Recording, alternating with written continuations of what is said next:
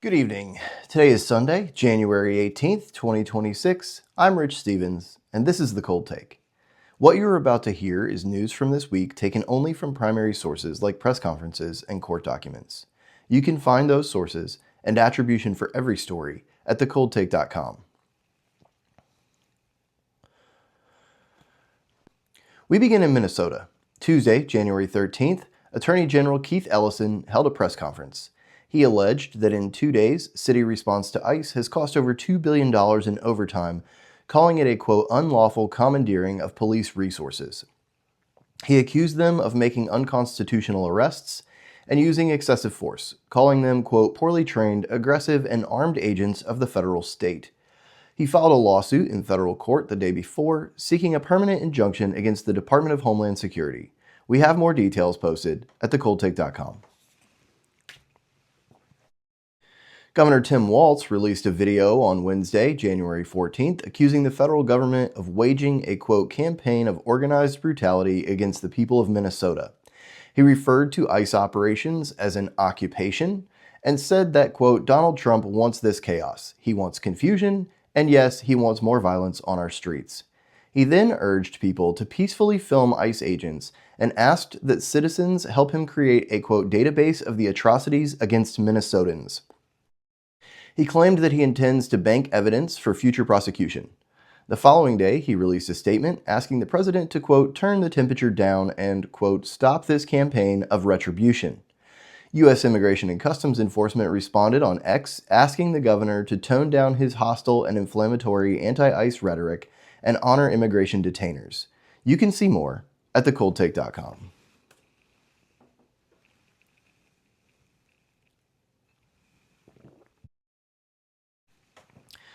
Sunday, December 11th, the Federal Reserve Chair Jerome Powell published a video. Powell alleges that the Federal Reserve Bank has been served with subpoenas by the Department of Justice threatening indictments. The Federal Reserve Bank approved renovation of 2 historic buildings in 2017, and the project is behind schedule and significantly over budget. He stated that because he has not lowered interest rates as quickly as the president had hoped, the government is using the overruns as a pretext to apply additional pressure.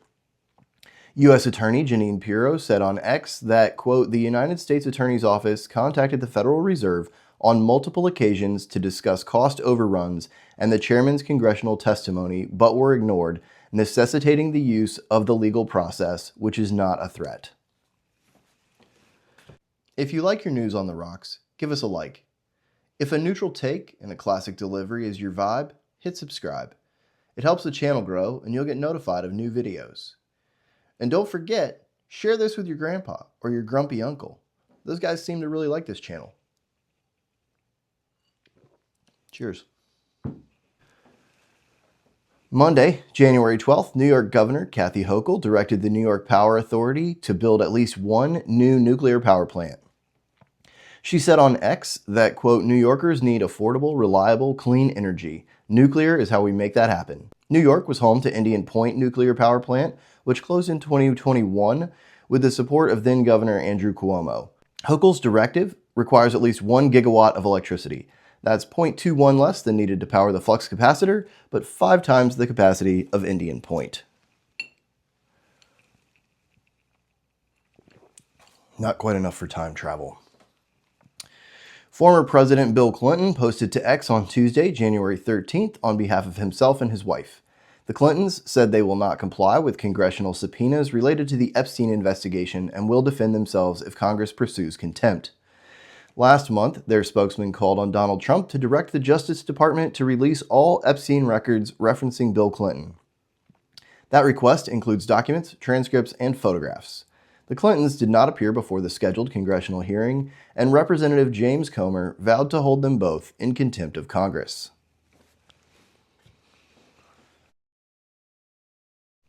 Monday, January 12th, Florida Governor Ron DeSantis announced that recent reforms to the insurance regulations in the state have worked. Homeowners insurance policies are expected to drop between 5 and 8%. Auto damage loss ratios fell to 53.3%, the lowest in the nation, prompting 42 carriers to file for rate reduction on personal auto policies. You can see more of those details at thecoldtake.com. Monday, January 12th, current Lieutenant Governor of Florida, Jay Collins, announced that he will seek election as governor in the 2026 election. Collins served in the Green Berets and lost his leg in a mortar attack. After rehab, he requalified as a Green Beret with a prosthetic leg. Governor Ron DeSantis cannot run again, having served the maximum terms by statute.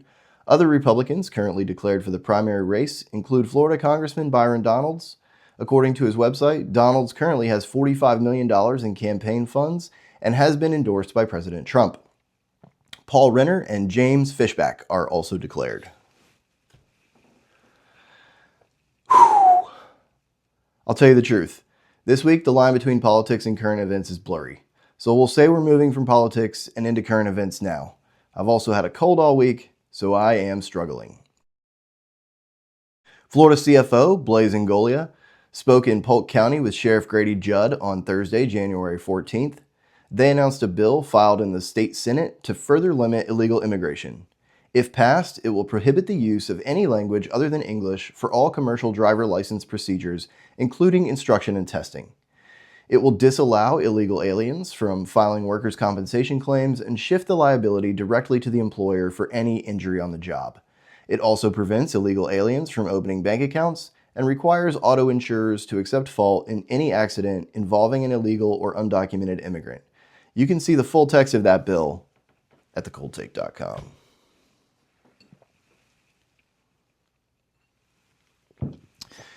Thursday, January 15th, a U.S. Coast Guard tactical team boarded and seized another sanctioned Venezuelan oil tanker. The motor tanker Veronica was operating in the Caribbean after passing through Venezuelan waters. Wednesday, January 14th, the State Department announced a pause in visa processing for 75 countries.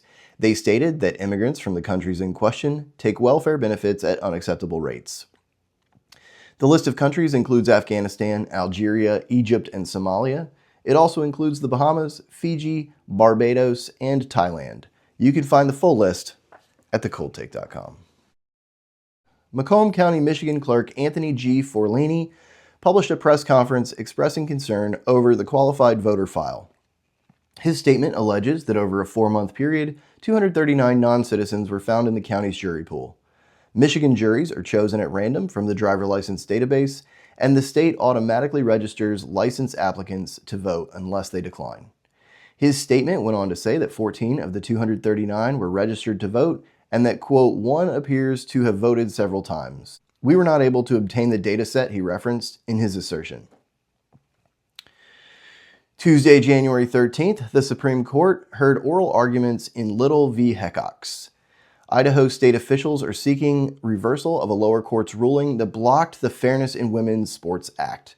The 2020 law designates athletic teams in sports based on biological sex and prohibits biological males from participating in women's athletics. Idaho argued that the physical difference between biological males and females necessitates protections for biological females. Opponents argue that the law does not require evidence of harm and exclusion from sports is automatic. The court tested the limits of categorical rules, asking whether courts should override legislatures in an area like sports, where sex distinction has always existed. They also asked whether the Constitution requires evidence before exclusion. The full transcript is posted at thecoldtake.com. In world news, there have been things happening in Iran over the past couple of weeks, but there are very few verifiable details. We are monitoring everything that we have access to, and we'll bring you details when we can confirm them.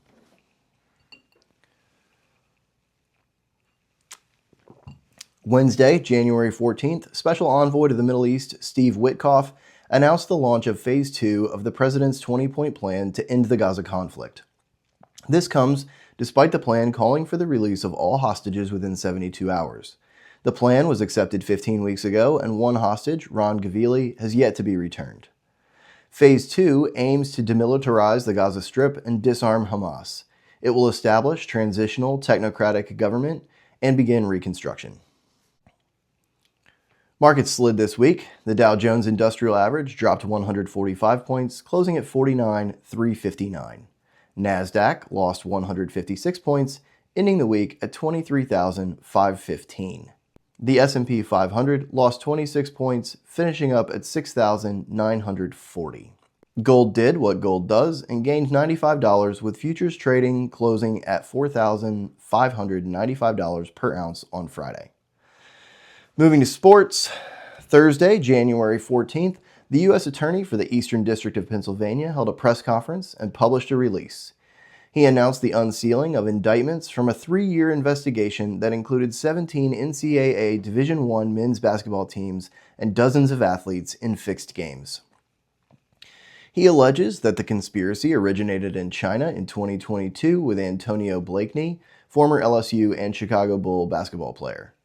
Because there are hundreds of pages in these documents, I can't go much deeper today, but let me know in the comments if you'd like a longer piece on this story, and as always, you can read the details for yourself at thecoldtake.com. I'm not going to try to run down men's basketball this early in the season, but unranked Cal beat the number 14 Tar Heels yesterday 84-78. Unranked Cincinnati took down second-ranked Iowa State 79-70, and the defending national champions, the 19th-ranked Florida Gators, went to Vanderbilt and came away with a 98-94 win. We will check back in with basketball throughout the season.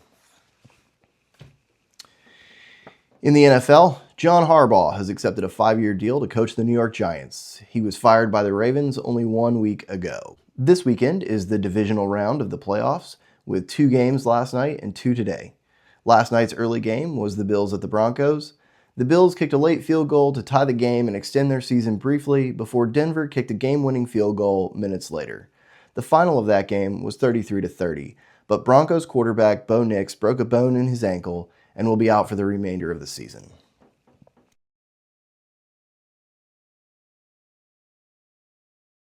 In the late game, Seattle beat the 49ers 41-6, scoring a touchdown on the opening kickoff and never looking back.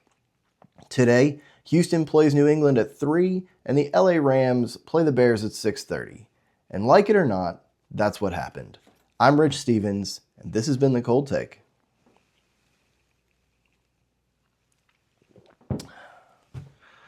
The Cold Take with a cold.